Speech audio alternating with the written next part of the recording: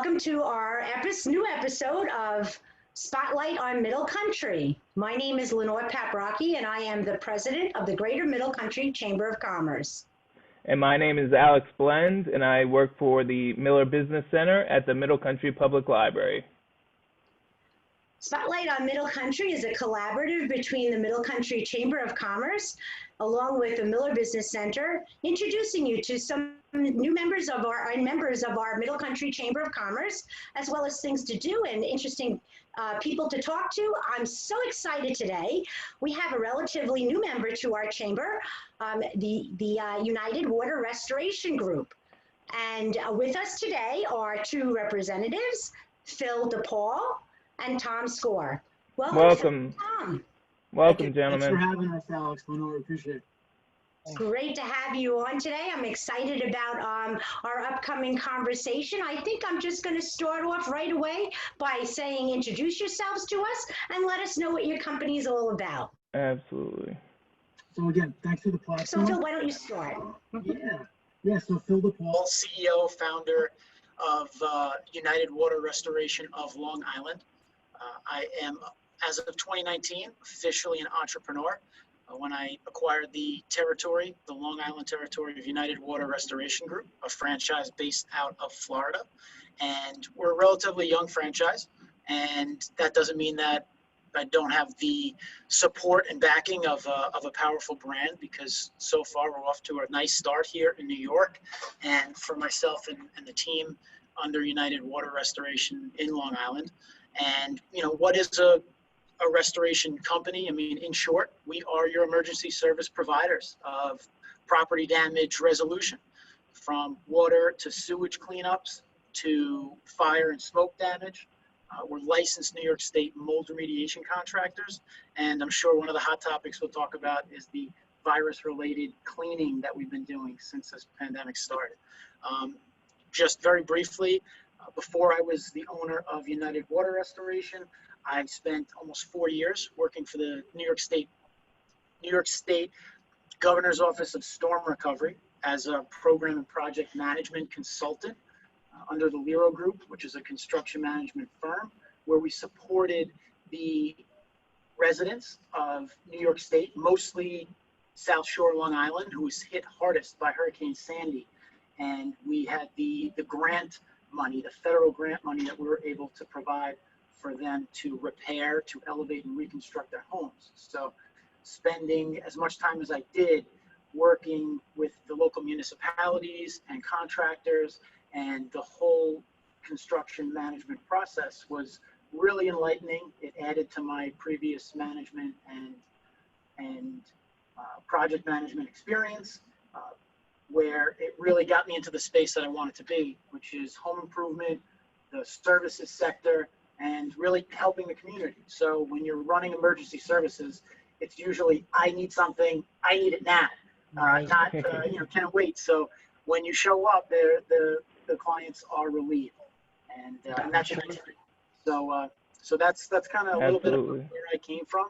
And I'll let Tom introduce himself. That's great. And Tom, how did you come aboard with Phil? Yeah, well, Tom. As they say, it's a small world. This had really nothing to do with it, but Phil mentioned that he last worked for the Lero Group, and my brother-in-law and my sister work for the same company, but in different divisions. Wow. Yeah, it's a small world. Small world, absolutely. Yeah. How did I come to be here? Briefly, my background is in advertising and marketing for just about 30 years. And at one point, I even owned my own agency with an office in New York and one out here on Long Island.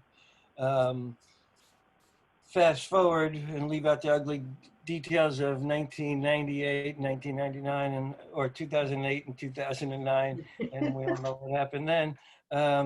I started to look for an opportunity to work on the client side. I always wanted to do that instead of always being at the beck and call and the mercy of clients, which is great. It's just very draining. So I wanted to be the one doing the draining for a change. Yeah. So I went to work in a marketing department for a competitor restoration company. and learned a lot and got trained on all, mold remediation, fire, smoke damage, you name it. And I was taking test after test after test. And it was like reinventing myself, and it felt good, to be doing something Sure. different, to learn something else. And then someone I worked with, a technician that I worked with at this previous restoration company, he left, and he and I got along real well, and I enjoyed working with him. And all of a sudden he was gone. And fast forward another couple of months, and I get a call one day from this gentleman, and he says, "Hey, what are you doing?" "I'm working with this great guy, Phil DePaul. He's opening up a restoration company, United Water Group.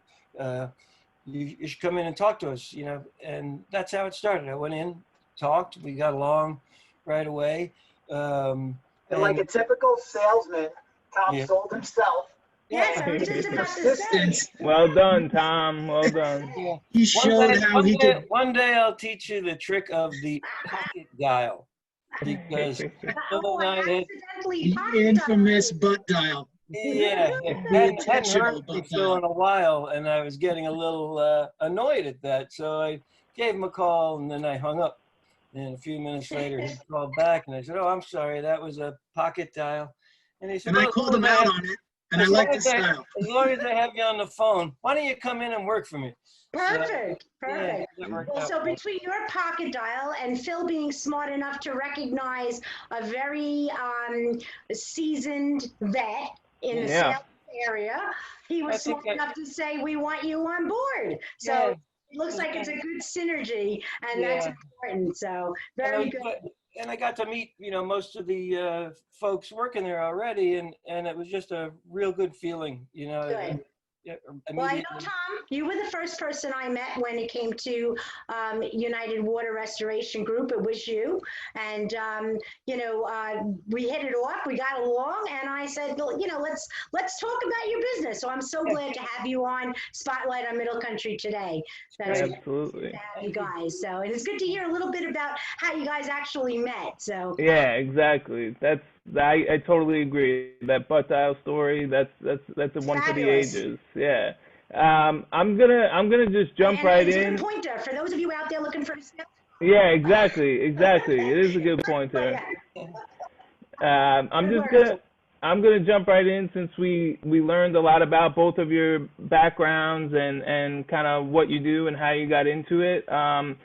And more towards just start talking about what's going on currently, as Long Island moves forward through the phases due to the COVID-19 virus. Part of businesses opening is to make sure that they are safe for everybody. How can United Water Restoration Group help businesses implement strict cleaning and sanitation standards so they can safely open to the public? So yeah, that's a good targeted question, because it hits home with any business that has any sort of presence outside of their basement or the nice living rooms that you folks are coming to us from today. So it's funny, because I had on my desk the New York State Department of Health New York Forward Business Reopening Safety Plan. And it's the kind of document that if you're a business owner that isn't familiar, hasn't heard of it, wasn't paying attention, or it's just more paperwork and things that are more easily avoided than paid attention to. It's the kind of thing that you should be aware of from the Department of Health's website. And essentially, each reopening business must develop a written safety plan. So there's, 6 or 7 pages in this document that outline all the different measures that a business really I'll say highly suggested to do to cover their bases. I would call it a CYA situation, but at the end of the day, if you want to protect your business, the way to protect your business is to protect your biggest assets, which are your employees. So, whether you call it selfish or selfless, the end result should be the same, which is that your establishment needs to be sanitary. It needs to, not only do you want and are expected to maintain a certain level of non-infected, habitable, safe spaces, but you also are expected to document it. And with that, it comes the approach. It comes, what are you going to do? How are you going to execute this? And this document kind of takes you through, what are you doing with personal protective equipment? What are you doing to create safe working distances? And those are all the things that keep hitting us in the face. And obviously it's cleaning. It's the Lysol or Clorox wipes and things that probably nobody can get in the stores anymore because Nope, they're being absolutely consumed like not. crazy, you know? So what we have here at United Water is we have the skilled technicians, we have the trained and seasoned veterans of restoration. And restoration puts us into crawl spaces, into attics, into formerly animal infested situations that have been destroyed, into mold covered residences, into any type of hazardous situation.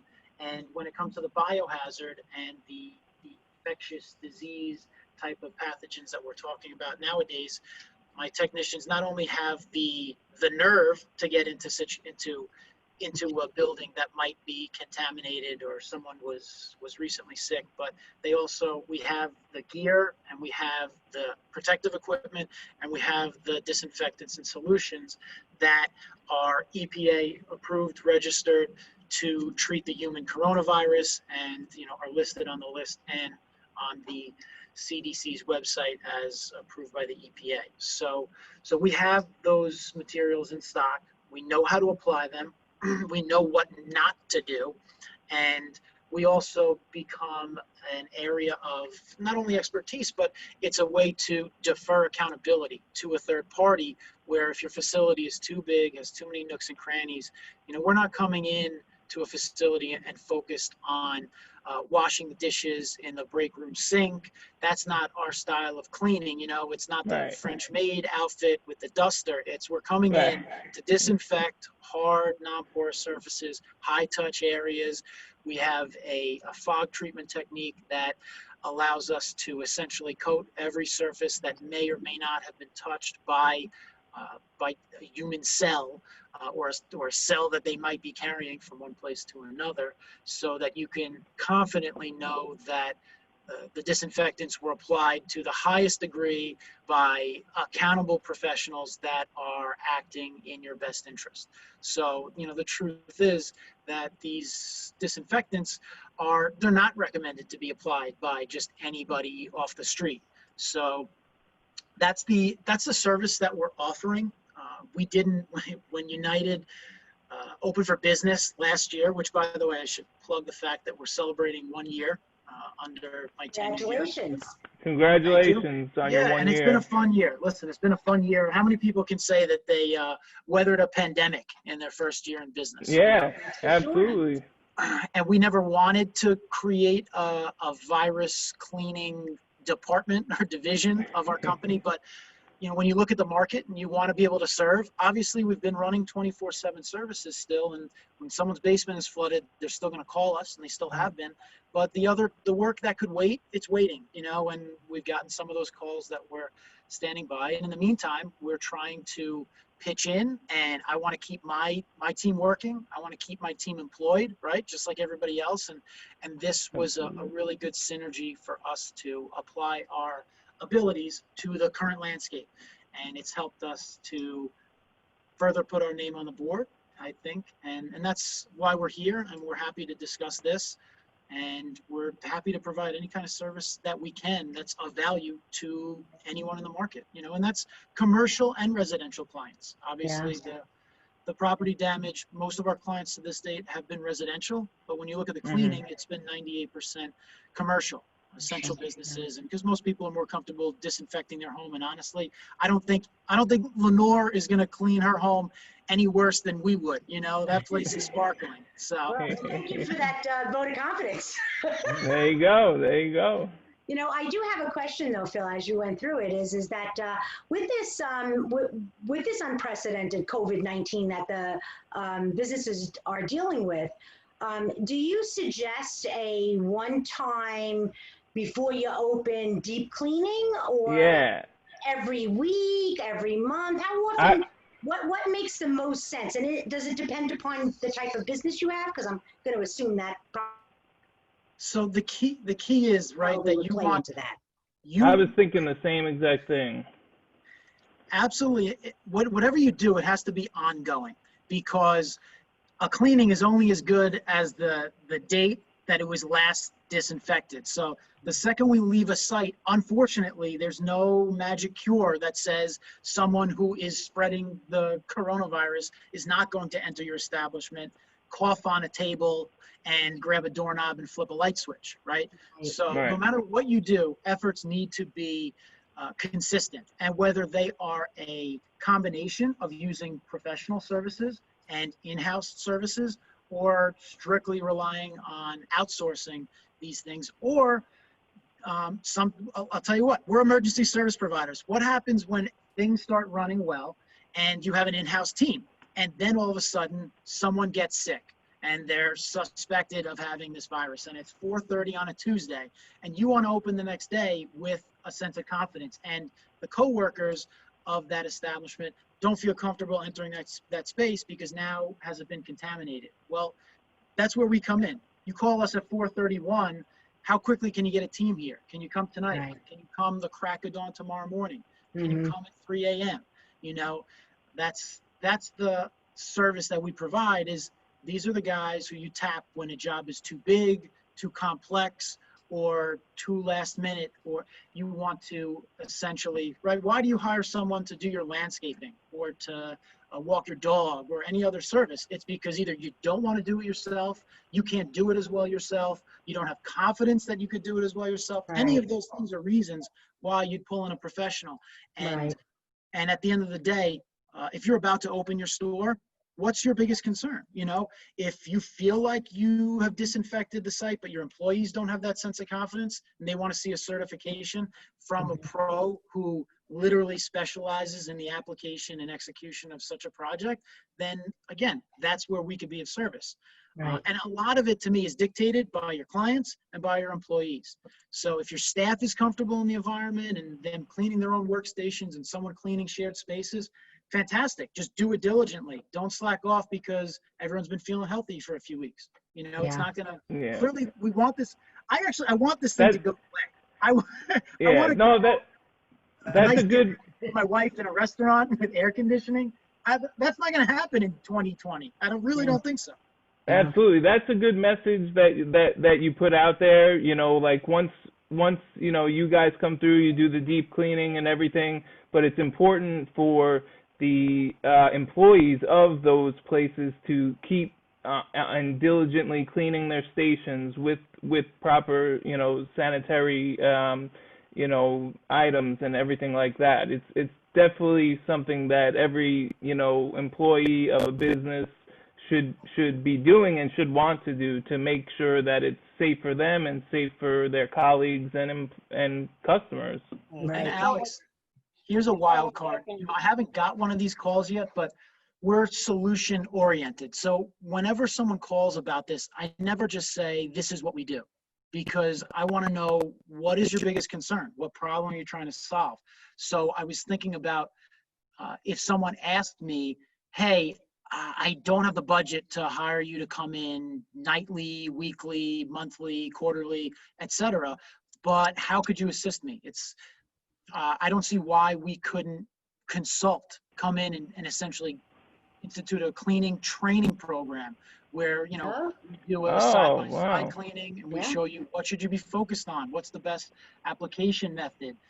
You know, that's the type of service that I don't know if anyone has ever offered it or asked for it, but if you're looking for a compromise, I'm a small business, you know, I've already lost revenue, but I need to do something and I don't know what to do. Again, it's, you know, give me a call. If it's something that we can walk you through over the phone, I'm happy to do it. If it's something that I can walk through your site, I'll show you proper PPE, proper application. Some solutions should be diluted. Some cleaning solutions shouldn't. They're ready to use.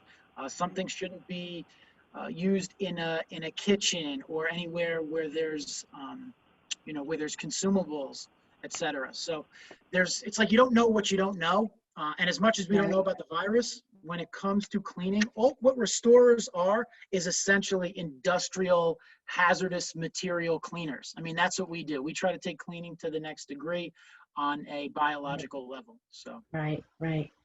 And Tom, I guess your job is to go out there and educate, and especially I love that, Phil, that you'll help to educate people how to clean. So your job is to go out and see businesses and talk to people and say, hey, listen, I've got an alternative, even if you don't have a big budget. Because I would think that I do sales also, business development for Synergy Wealth Strategies.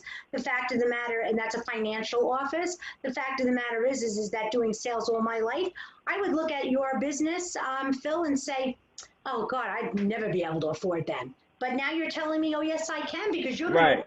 with me. So Tom, you've got a great little added point that probably nobody else is out there talking about. Well, I'll tell you, there's nobody out there.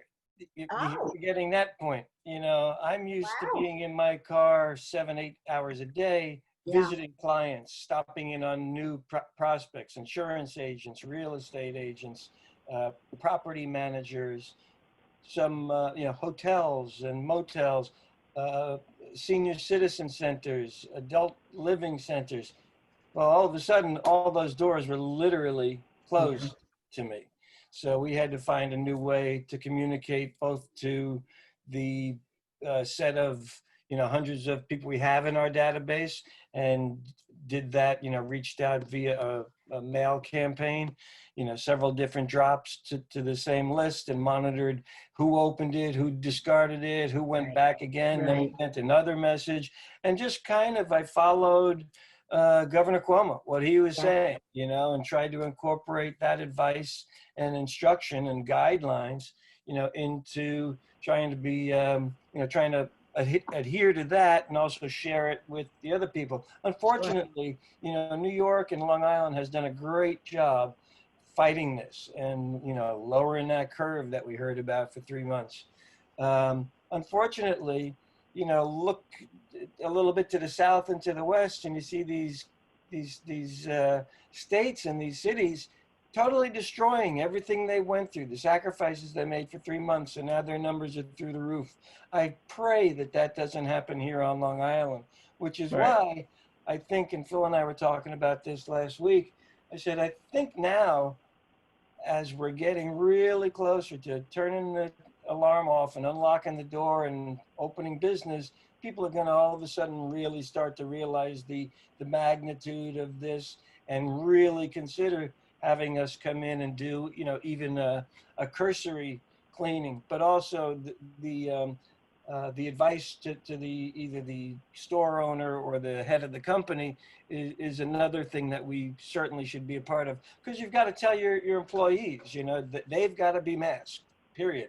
You don't let anybody into your establishment without a mask, period. That's not over now, and the line I love, I don't know where I first heard it, but people say, well, if you're uncomfortable wearing a mask, you're really going to be uncomfortable with that ventilator, So, and also from the owner's standpoint, you've got employees that are going to be quite hesitant about returning to their workplace. You've got to do, you've got to do something for them. Oh, is that there? See, there's a nice logo on that mask. Nice logo, exactly. There you go. Looks good.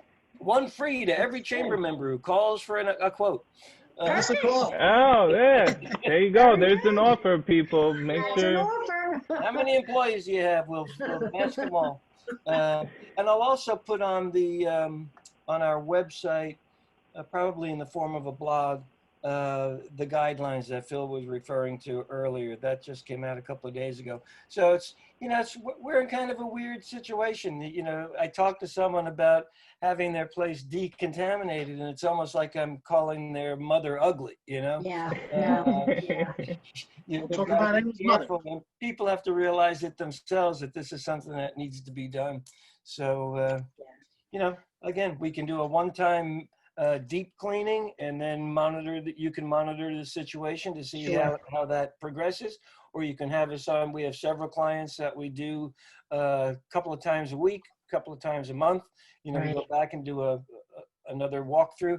But it's necessary. I'm going to say it. This is a necessary service that everyone should be considering to keep not only themselves safe, but their employees and their customers. Seems like it's going to be a staple for a while, honestly, this disinfect, because this is not going away anytime soon. So this will Absolutely. become a staple for any business, and especially businesses that have, you know, a lot of traffic in and out, you know, because I can't imagine any other way besides to keep disinfecting, keeping yourself safe, making sure your customers are safe, your employees are safe, and with the mask, you know, like you said, Tom, you're seeing the spikes, you know, in Florida, and really I was jealous of Florida because they seem to have everything under control, and now it's starting. I mean, lucky for them, even though the cases are spiking, fact of the matter is hospitalizations don't seem to be, and deaths certainly aren't yet.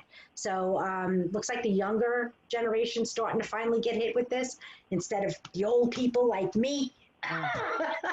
But well, I mean, but anyway, so anyway, very interesting though to hear what you have to say, and you know, we should really you know, consider doing a you know, maybe that's something in the future.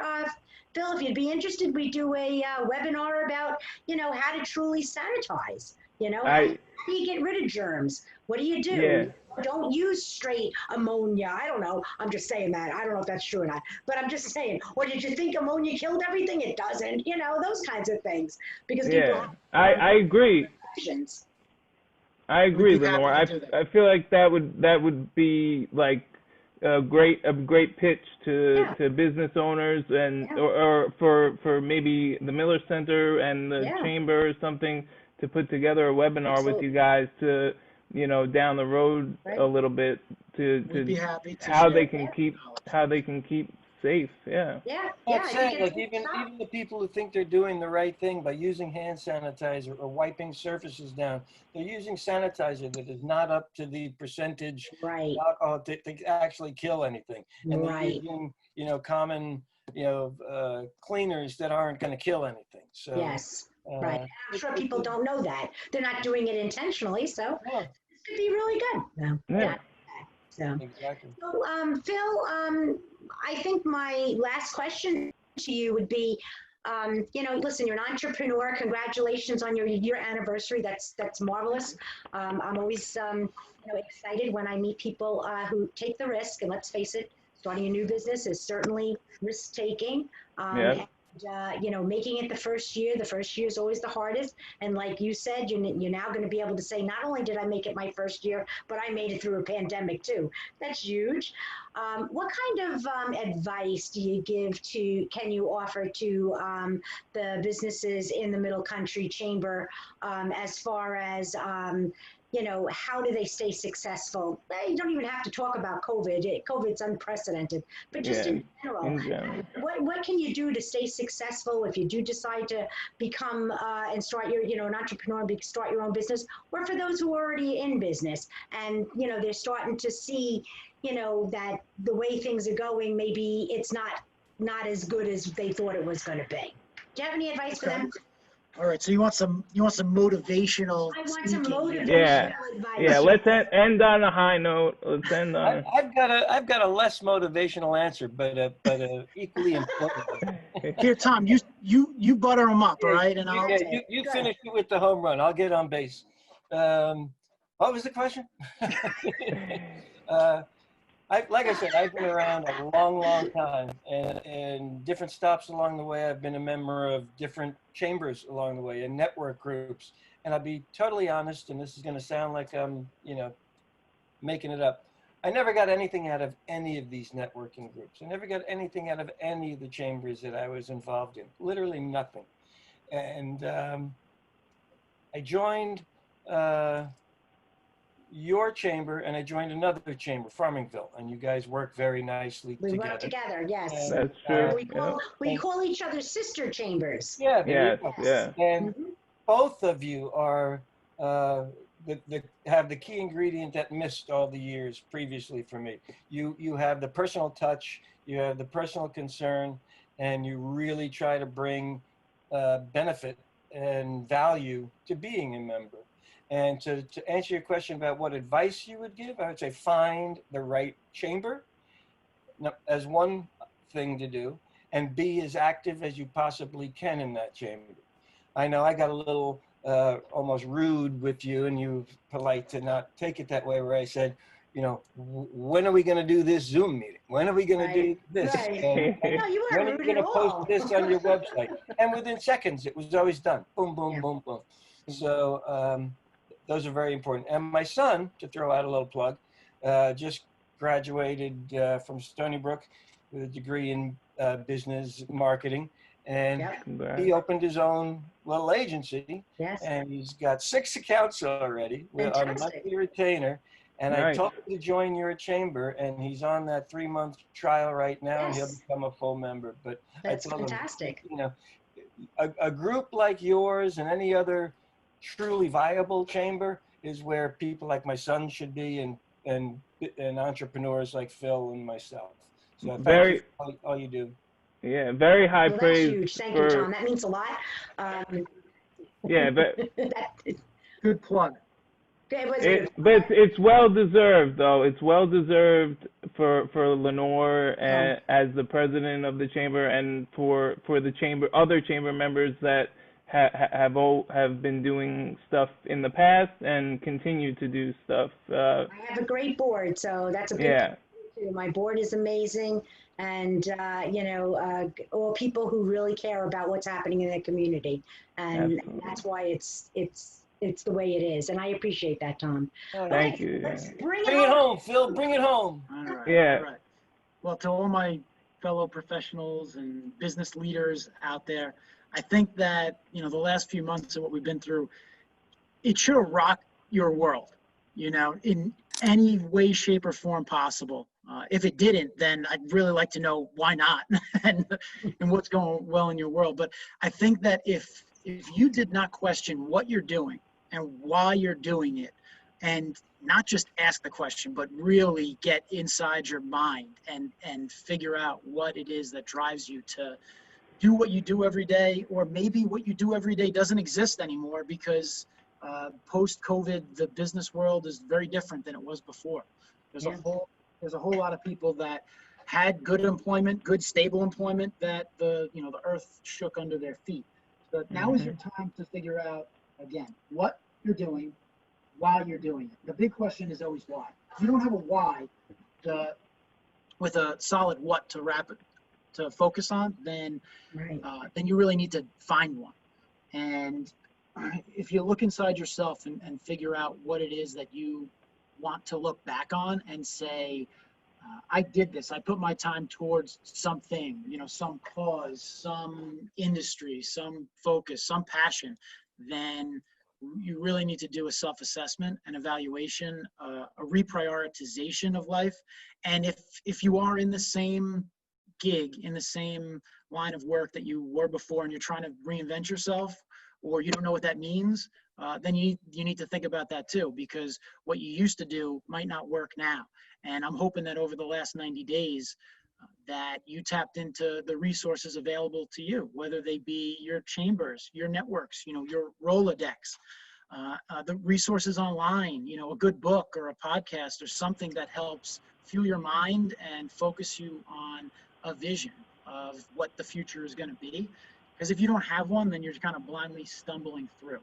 Yeah.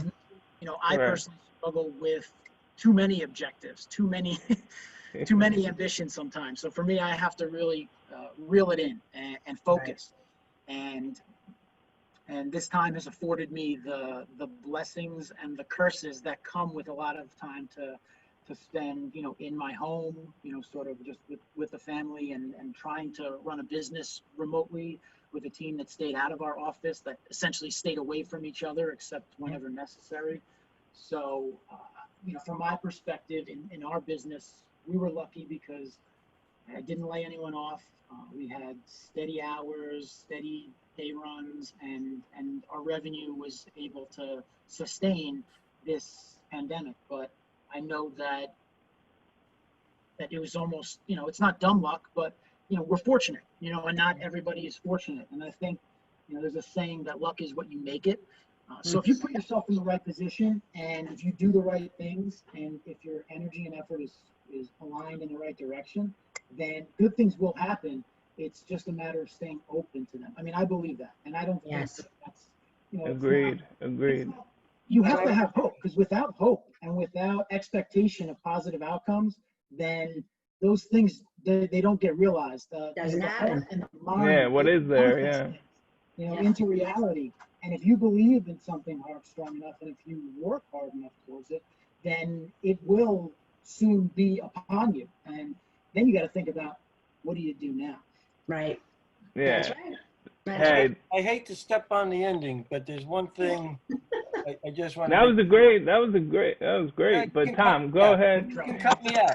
You can cut me out. You can put this somewhere else in the piece. Bonus. Yeah. No, I just wanted to make sure that people understand we're not United Water Restoration, the COVID guys. We're United Water Restoration, the restoration guys from mold, Exactly. water, Absolutely. fire.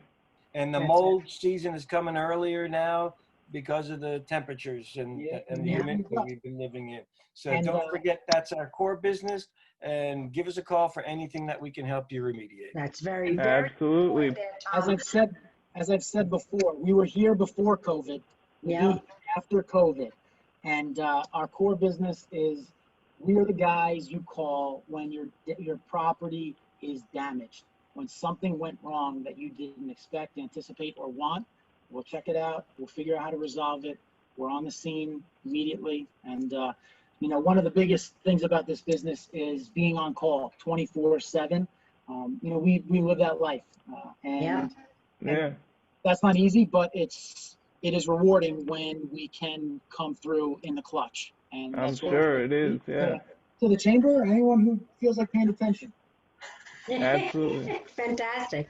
Well, I appreciate both of you being on today. Very, very interesting conversation. That's for sure. Absolutely. Learn some new things, and I think we have a program down the line. What do you I think Alex? so. I think so. Yeah. Yeah. Program And where two. we have to set that up.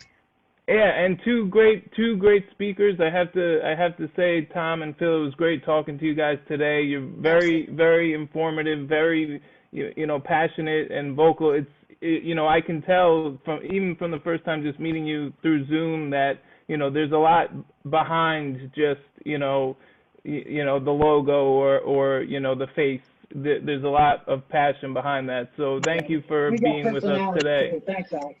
Thank you. Yeah, exactly. Got your personality. So, all right, guys. Well, thank you so much once again for being here. We really appreciate your time, and we look forward to seeing each and every one of you out there again on the next Spotlight on Middle Country. Goodbye, everybody. Goodbye. Take care.